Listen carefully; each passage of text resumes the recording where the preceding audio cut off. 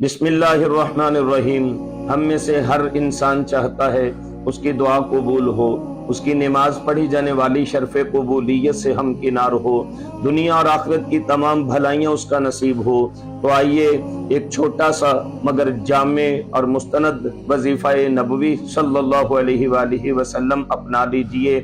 امام الانبیاء سرور کائنات صلی اللہ علیہ وآلہ وسلم ارشاد فرماتے ہیں، رات کسی پہر تم میں سے کسی کی آنکھ کھلے اور وہ یہ دعا پڑھے، لا الہ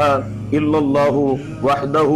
لا شریک لہ لہ الملک ولہ الحمد وہو علی کل شیء قدیر۔ یہ دعا پڑھنے کے بعد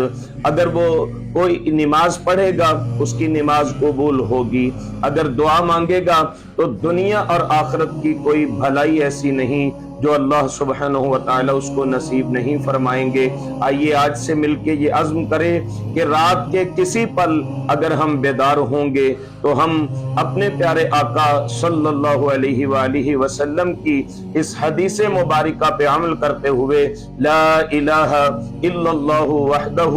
لا شریک لہ لہ الملک ولہ الحمد وہو علی کل شیء قدیر، یہ مسنون دعا پڑھنے کے بعد اللہ سبحانہ وتعالی کی بارگاہ میں اپنی حاجات کو ضرور پیش کریں گے، نماز پڑھیں گے، اس وقت پڑھی جانے والی نماز قبول ہوگی، دنیا اور آخرت کی بھلائی مانگیں گے، اللہ احکم الحاکمین ہماری جھولیاں ہماری مرادوں سے بھر دیں گے۔ السلام علیکم ورحمۃ اللہ وبرکاتہ۔